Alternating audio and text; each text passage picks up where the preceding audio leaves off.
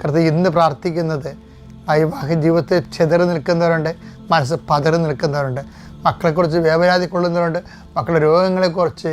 ആദി കൊള്ളുന്നവരുണ്ട്, പേക്കിടാങ്ങളുടെ രോഗങ്ങളെക്കുറിച്ച് ആദി കൊള്ളുന്നവരുണ്ട്. കർത്താവ് അങ്ങനെ എല്ലാ ആദികൾക്ക് അറുതി വരുത്താൻ അങ്ങയോട് കണ്ണീരോടെ പ്രാർത്ഥിക്കുന്ന കർത്താവ് ഈശോയെ, ഓരോരോ മനുഷ്യരെ അവരുടെ പിടിച്ചുനിൽപ്പിന് വേണ്ടിയും ചെറുത്തുനിൽപ്പിന് വേണ്ടിയും അവരുടെ നിലനിൽപ്പിന് വേണ്ടിയും അവരുടെ എല്ലാ പോരാട്ടങ്ങളിലും കർത്താവ് ന്യായമായ എല്ലാ പോരാട്ടങ്ങളിലും കർത്താവിൻ്റെ ശക്തി നിന്നെ ആവശ്യിക്കുകയും നീ ചെയ്തു തീർക്കേണ്ട ജോലി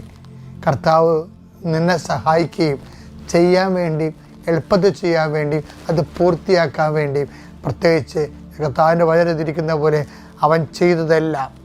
കർത്താവ് ശുഭമാക്കുകയും ചെയ്തു എന്ന് പറഞ്ഞതുപോലെ കർത്താവ് നിൻ്റെ ജോലികളെയെല്ലാം നിൻ്റെ ഉത്തരവാദിത്തങ്ങളെയെല്ലാം നീ ചെയ്തു തീർക്കേണ്ട കാര്യങ്ങളെയെല്ലാം ഇന്നത്തെ മുഴുവൻ യാത്രകൾ, ഇന്നത്തെ മുഴുവൻ സംസാരങ്ങൾ, ഇന്നത്തെ മുഴുവൻ എഴുത്തുകുത്തുകൾ,